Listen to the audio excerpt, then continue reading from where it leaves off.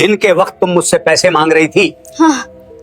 अब बताओ कितने पैसे चाहिए? सेठ जी, मेरे अब्बू की तबीयत खराब थी, इसलिए पैसे काम आते थे। आप दिन के वक्त पैसे क्यों नहीं दे सकते थे? इसमें तुम्हारा ही फायदा है, रात को तुम्हें डबल पैसे मिलेंगे। दिन में तुम सादे 7,000 मांग रही थी ना, अब लो 15,000। ये बात तुमने किसी को नहीं बतानी, ये राज सिर्फ हम दोनों के बीच में रहेगा, समझी?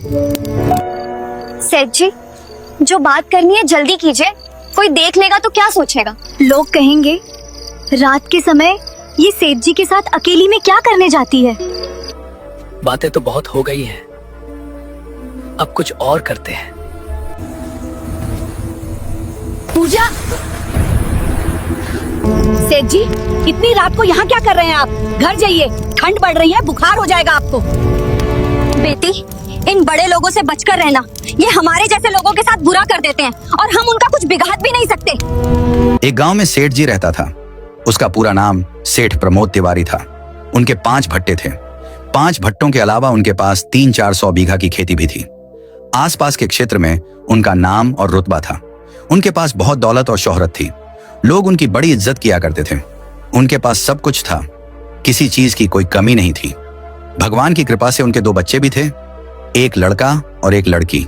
लड़की अलीगढ़ से MBBS की पढ़ाई कर रही थी और लड़का, जिसका नाम आदित्य प्रमोद तिवारी था, इंजीनियरिंग में B.Tech की पढ़ाई कर रहा था। आदित्य B.Tech करने के बाद एक कंपनी में नौकरी करने लगता है। 40-50 हजार रुपए उसकी सैलरी होती है। एक दिन सेठ जी उससे कहते हैं, बेटा ये प्राइवेट नौकरी छोड़ दो और हमारा जो व्यापार है उसे संभालो और आगे बढ़ाओ। अब आदित्य अपने पिताजी के कहने पर अपनी नौकरी छोड़ देता है और घर वापस आकर उनका बिजनेस देखने लगता है और फिर भट्टे के पास बने अपने ऑफिस में बैठना शुरू कर देता है। एक दिन वो भट्टे पर ऐसे ही टहल रहा था कि अचानक उसका ध्यान एक लड़की की तरफ जाता है, जो मिट्टी में पानी डालकर उसे फावड़े से उलट पलट रही थी और पैरों से मसल रही थी। उसी में वो लगी हुई थी। पसीना उसके बदन से पानी की तरह टपक रहा था, लेकिन वो फिर भी कड़ी मेहनत से अपने काम में मशगूल थी। आदित्य उसे देखता है तो बस एक नजर देखता ही रह जाता है। पसीने से उसका चेहरा चांद की तरह चमक रहा था और हाथ पैरों पर धूल मिट्टी लगी हुई थी। वो कोई और नहीं, पूजा ही थी। जैसे ही पूजा आदित्य प्रमोद तिवारी को देखती है तो वो मिट्टी से बाहर निकलकर पास ही पड़े अपने दुपट्टे को उठा लेती है और अपने सिर पर ओढ़ लेती है।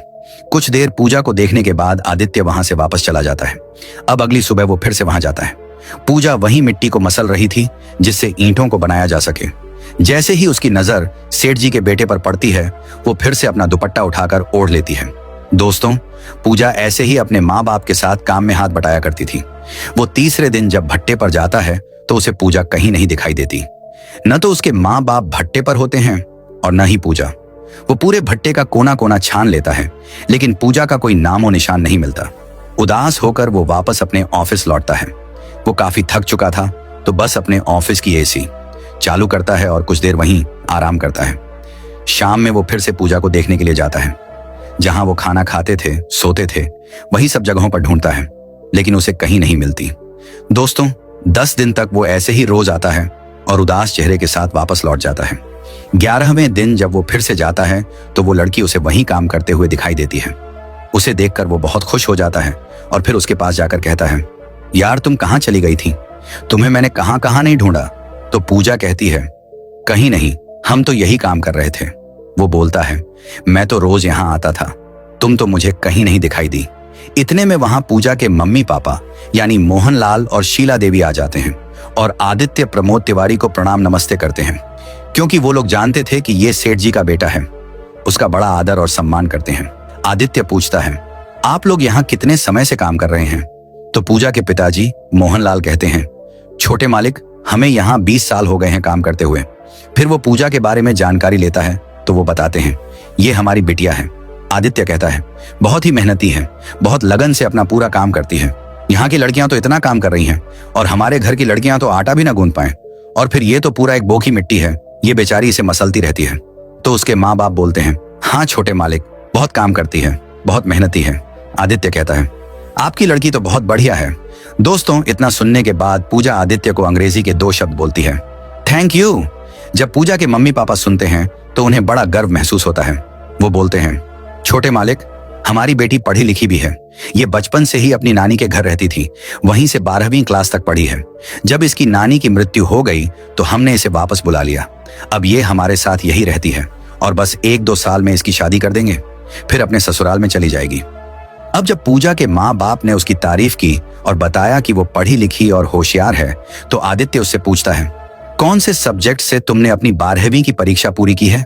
तो पूजा बोलती है, मैंने साइंस मैथ से पढ़ाई की है। इतना सुनने के बाद आदित्य हैरान रह जाता है और कहता है, मैथ तो बड़ा मुश्किल और कठिन सब्जेक्ट है। तो पूजा बोलती है, कुछ भी मुश्किल नहीं है, मेरा पसंदीदा सब्जेक्ट है। आदित्य ने कहा, अच्छा? और फिर वो पूछता है, तुम्हें टेबल यानी पहाड़े कहां तक याद हैं? तो पूजा बोलती है, 100 तक याद है। आदित्य मुस्कुराते हुए बोलता है, 100 मतलब 10 दहाई 100 वाला? तो पूजा ने कहा, नहीं, 100 दहाई 1000 वाला, पूरा याद है मुझे।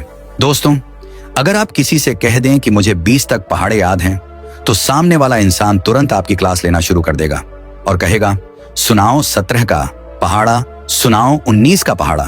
तो ऐसे ही आदित्य ने उससे फौरन कहा, अच्छा ठीक है, 63 का सुनाओ, 65 का सुनाओ, 75 का सुनाओ। पूजा फटाफट उसे पहाड़े सुना देती है और वो बस फोन में कैलकुलेटर चलाता रह जाता है, ये देखने के लिए कि सही सुना रही है या गलत। दोस्तों, जब उसने एक एक पहाड़ा बिल्कुल सही सुनाया तो आदित्य अचंभे में पड़ जाता है। वो उससे बहुत ज्यादा इंप्रेस हो जाता है। फिर वो बोलता है, क्या तुम इस ईंट का क्षेत्रफल निकाल सकती हो? तो वो कहती है, ईंट क्या चीज है, मैं तो आपके पूरे भट्टे का क्षेत्रफल निकाल सकती हूँ। आप कहें तो इस चिमनी का क्षेत्रफल निकाल दूं, आप जहां रोज बैठते हैं उस ऑफिस का क्षेत्रफल निकाल दूं, हर चीज का क्षेत्रफल मैं आसानी से निकाल सकती हूँ। आदित्य भी पढ़ा लिखा था, इसलिए वो उसकी बातों को तुरंत समझ जाता है और भी कुछ सवाल जवाब उससे करता है। वो उससे बहुत ज्यादा प्रभावित हो जाता है। अब दोस्तों, पूजा के माँ बाप भी वहीं खड़े उनकी सारी बातें सुन रहे थे। फिर वो आदित्य जी से पूछते हैं, साहब कैसी है हमारी बेटी, कुछ पढ़ाई लिखाई जानती भी है या नहीं? तो वो बोलता है, क्या ही बताऊं आपको चाचा जी, बहुत ही टैलेंटेड है। आपकी लड़की शायद आपकी समझ में ना आए, लेकिन ये कोई भी इम्तिहान बड़ी आराम से पास कर सकती है। इतनी पढ़ी लिखी और होशियार है, सच में ये बहुत अजूबा है। इतना कहकर वो वहां से चला जाता है। फिर वो रोजाना उसके पास आता है और घंटों उससे ऐसे ही बातें करता रहता है, कभी कुछ बात तो कभी कुछ और बात। धीरे धीरे दोनों को आंखों आंखों में ही प्यार हो जाता है। अब 2-3 दिन के लिए आदित्य अपनी बहन जो अलीगढ़ में पढ़ाई कर रही थी मिलने के लिए चला जाता है। वहां से 3 दिन बाद वापस लौटता है और चौथे दिन जब भट्टे पर पहुंचता है तो सीधा पूजा के पास जाता है। आज पूजा थोड़ी उदास दिख रही थी। फिर जब वो उसे देखता है तो वो खुश हो जाती है और पूछती है, आप बिना बताए कहां चले गए थे? तो वो बोलता है, बताने की क्या आवश्यकता है? तो लड़की कहती है, नहीं, यहां आपका कोई इंतजार कर रहा था। आदित्य पूछता है, कौन? तो वो बोली, थी कोई लड़की आपके यहाँ काम करने वाली मजदूर। वो समझ जाता है और बोलता है, क्या बात है, क्या तुम सच में मेरा इंतजार कर रही थी? तो वो बोली, अच्छा, ऐसे तो मैंने भी तुम्हारा 10 दिन तक इंतजार किया था, तब तुम कहां चले गए थे? तो वो कहती है, हमें दूसरे भट्टे पर भेज दिया गया था, वहां काम थोड़ा ज्यादा था, इसलिए हम यहाँ 10 दिन नहीं थे। उस दिन मैंने तुमसे झूठ कहा था कि मैं यहीं थी। तो आदित्य भी बता देता है, यार मैं भी अपनी बहन से मिलने गया था, उसकी शादी जो करनी है उसके लिए लड़का भी देखने जाना है, अभी कल या परसों ही जाएंगे। तो पूजा कहती है, आपकी शादी कब होगी? तो इस पर आदित्य कहता है, मैं तो पहले ही शादी कर चुका हूं, मैं तो शादीशुदा आदमी हूं। इतना सुनने के बाद पूजा की आंखें नम हो जाती हैं, मानो उसकी कोई अनमोल चीज उससे छीन ली हो किसी ने।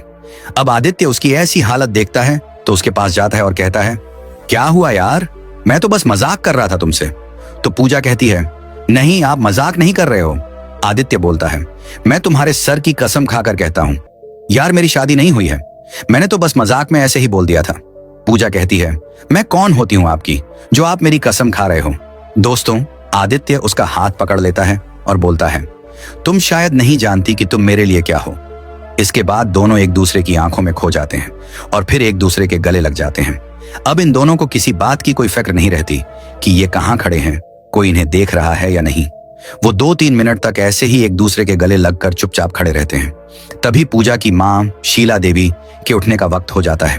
वो वहां आ रही होती है और जब वो इन दोनों को उस हालत में देखती है तो वो कुछ खटपट की आवाज करती है ताकि ये समझ जाए और एक दूसरे से अलग हो जाए। जैसे ही उन्हें आवाज सुनाई देती है वो दोनों डर जाते हैं और जल्दी से एक दूसरे को छोड़कर पीछे हट जाते हैं।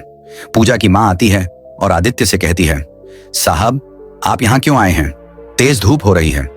आपको ऐसे धूप में मजदूरों के साथ रहना ठीक नहीं है। आप अपने ऑफिस में जाकर बैठ जाइए। दोस्तों, आदित्य के वहां से जाने के बाद पूजा की माँ शीला देवी उसकी बढ़िया से क्लास लेती है और उसे खबरदार करते हुए कहती है, बिटिया देखो ये बड़े लोग हैं, इनके चक्कर में पड़ना सही नहीं है। ये बहुत खराब लोग होते हैं, हम तो इनका कुछ बिगाड़ भी नहीं सकते। अगर सेठ जी को इन सब बातों के बारे में भनक भी लग गई तो वो हम तीनों को जिंदा भट्टे में रखवा देंगे, किसी को कानों कान खबर भी नहीं होगी।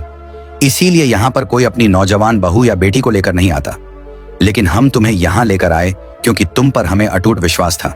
लेकिन पूजा, अगर तुम भी ऐसा ही करोगी तो हमारी इज्जत का क्या होगा? तुम इस तरह से आदित्य से बात भी करती हो तो मुझे बहुत बुरा लगता है। उन लोगों की जिंदगी अलग है, हमारी जिंदगी अलग। तुम अपनी औकात में रहो बेटी, आगे से बिल्कुल भी सतर्क रहना। ऐसा कुछ भी दोबारा नहीं होना चाहिए। दोस्तों, पूजा ने जिंदगी में पहली बार किसी से प्यार किया था, लेकिन इतनी डांट और फटकार के साथ उस पर रोक लगा दी जाती है, उस पर सख्त पाबंदियां लगा दी जाती हैं।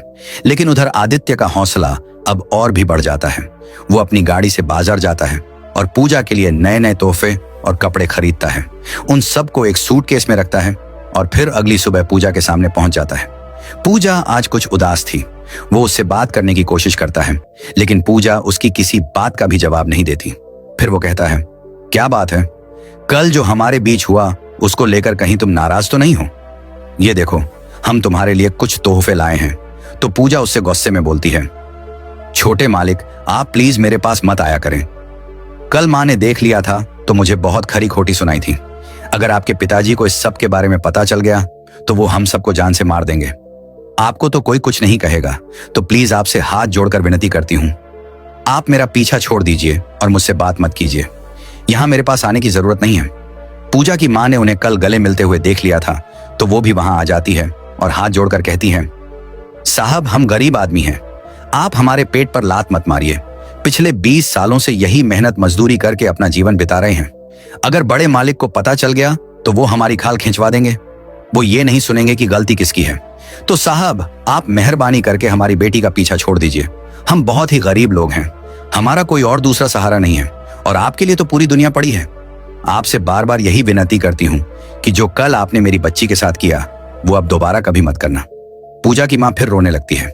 इतना सब सुनकर आदित्य वहां से निराश होकर अपने ऑफिस लौट आता है और फिर पूजा भी फूट फूट कर रोने लगती है, क्योंकि आज उसके प्यार का अंत हो चुका था।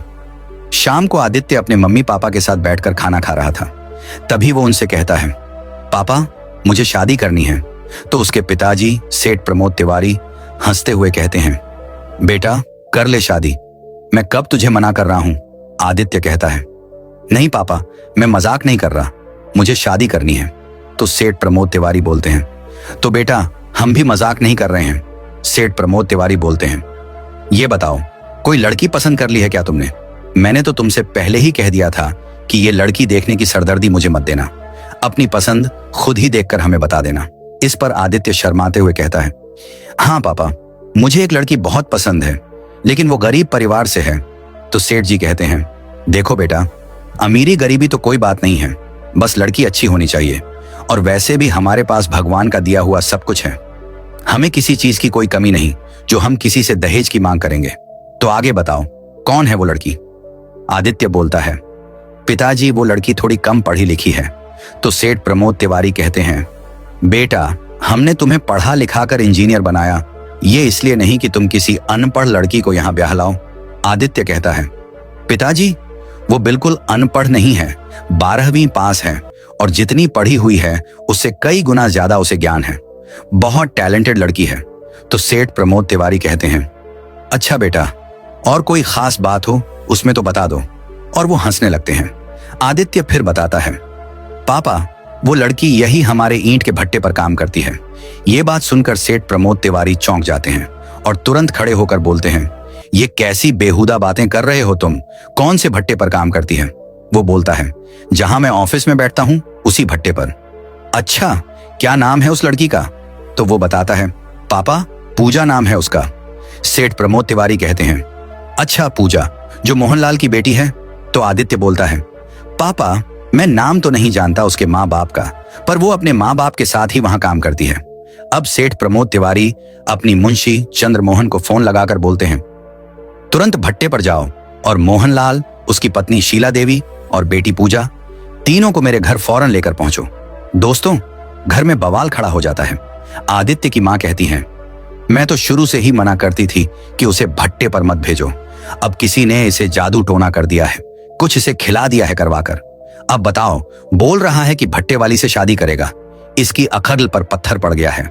हमने इसे शहर भेजा पढ़ने के लिए, वहां इसे कोई लड़की पसंद नहीं आई और यहाँ भट्टे पर मजदूरी करने वाली से शादी रचाएगा। अब सेठ प्रमोद तिवारी भी गुस्से में बोलते हैं, अरे भगवान, अब बस भी करो, कुछ देर शांत हो जाओ, मुझे सोचने दो। अब मुंशी चंद्रमोहन भट्टे पर पहुंचता है और उनसे कहता है, आप सभी को सेठ जी ने घर पर बुलाया है, मेरे साथ आप सेठ जी के घर चलिए। अब वो समझ जाते हैं कि वही हुआ जिसका उन्हें डर था। पूजा की मां शीला देवी मुंशी के पैरों में गिर जाती है और रोते हुए कहती है, मुंशी जी, हमारी बेटी को बचा लीजिए, इसमें उसकी कोई गलती नहीं है। तो मुंशी जी कुछ समझ नहीं पाते और बोलते हैं, क्या बात है, मुझे तो कुछ मालूम ही नहीं। फिर वो मुंशी को सारा मामला बताते हैं और कहते हैं, पूजा की इसमें कोई गलती नहीं है, छोटे मालिक खुद ही रोज उसके पास आते रहते थे। अब पता नहीं किसने सेठ जी को यह सब बता दिया। अब हमारा क्या होगा? वो मुंशी चंद्रमोहन से कहती है, अब हम लोगों को किसी तरह से बचा लीजिए, हमें यहां से निकाल दीजिए, हम लोग ये गांव छोड़कर कहीं दूर चले जाएंगे। मुंशी कहता है, अरे यार, तुम लोग सिर्फ अपने बारे में सोच रहे हो, सोचो मेरा क्या होगा। सेठ जी ने तो मुझे छोटे मालिक आदित्य की देखरेख के लिए बुलाया था, मेरी नाक के नीचे ये सब इतना बड़ा कांड हो गया। अब बस वहीं चलो, जो होगा देखा जाएगा। वे लोग जाने के लिए मना करते हैं तो मुंशी जी कहते हैं, यार, जान से तो नहीं मार देंगे, और कौन सा तुम लोग अकेले हो, मैं भी तो तुम्हारे साथ ही हूं। अगर जो भी सजा मिलेगी तो मुझे भी तो मिलेगी। दोस्तों, अब ये चारों लोग रात के 11 बजे सेठ जी की कोठी पर पहुंचते हैं। सेठ जी के सामने पहुंचते ही पूजा की मां शीला देवी सेठ प्रमोद तिवारी के पैरों को पकड़ लेती है और रोते हुए बोलती है, मालिक, मेरी बेटी की कोई गलती नहीं है। सेठ प्रमोद तिवारी पूजा के पिता मोहनलाल की तरफ देखकर बोलते हैं, यार मोहनलाल, जरा अपनी पत्नी को तो उठाओ और सब लोग चुप रहो। फिर वे पूजा से कहते हैं, बेटा, तुम यहां आओ और यह बताओ, तुम उसे प्रेम करती हो या यह तुमसे प्रेम करता है? बताओ, सजा किसको देनी चाहिए? तो इस पर पूजा बोल पड़ती है, इसमें उनका कोई दोष नहीं है, सारी गलती मेरी ही है। अब उधर आदित्य कहता है, नहीं पिताजी, ये झूठ कह रही है, गलती मेरी ही है, मैं ही उसके पास जाता था और बातें किया करता था, आप इसे कोई सजा मत दीजिए, ये लोग निर्दोष हैं। इतना सुनने के बाद सेठ प्रमोद तिवारी हंसने लगते हैं और अपनी पत्नी को आवाज लगाकर बुलाते हैं और कहते हैं, देखो, यही वह लड़की है, तुम देखो और बताओ, सुंदर है कि नहीं? आदित्य की मां पूजा को देखती है तो बोलती है, यह तो बहुत सुंदर है। तो वे कहते हैं, सेठ प्रमोद तिवारी बोलते हैं, चलो ठीक है, तुम्हारा काम हो गया। ये लड़की सुंदर होने के साथ साथ मेहनती और पढ़ी लिखी भी है। मोहनलाल जी और उनकी पत्नी को मैं 20 सालों से यहाँ काम करते हुए देखता रहा हूं। इनकी ईमानदारी और हमसे वफादारी बेमिसाल है। मुझे तो इस रिश्ते से कोई भेदभाव नहीं है। मेरा अनुमान है कि पूजा और आदित्य एक दूसरे से बहुत प्यार करते हैं और जिंदगी भर एक दूसरे के साथ सुखी रहेंगे। इसके अलावा हमें और क्या चाहिए? हमारा बच्चा खुश है तो उसी में हमारी भी खुशी है। अब जो पूजा के माँ बाप होते हैं वो कहते हैं, सेठ जी, हमारे पास देने के लिए कुछ भी नहीं है, लेकिन हम जिंदगी भर आपके लिए मुफ्त में काम करते रहेंगे। तो सेठ जी बोलते हैं, यार मोहनलाल, तुम तो आज मेरे समधी बन चुके हो, ये सब बातें मत करो। दोस्तों, इसके बाद पूजा और आदित्य की बड़े धूमधाम से शादी हो जाती है और पूजा भी अब अपनी आगे की पढ़ाई फिर से शुरू कर देती है। दोस्तों, सेठ प्रमोद तिवारी और आदित्य तिवारी के बारे में आपका क्या ख्याल है? सेठ जी क्यों इतनी जल्दी अपने बेटे की शादी के लिए मान गए? कमेंट करके जरूर बताना। आपकी जो भी राय है हमें जरूर बताइए। तो दोस्तों, ये थी आज की कहानी। अगर आपको जरा भी पसंद आई हो तो वीडियो को लाइक कर दें। आपसे एक ही विनती है कि चैनल को भी सब्सक्राइब कर लें, जिससे हमारा हौसला बढ़ता रहे। मिलते हैं एक नई कहानी के साथ, तब तक के लिए जय हिंद, जय भारत। दोस्तों, आप हमारी वीडियो किस शहर से देख रहे हैं? कमेंट करके जरूर बताइए।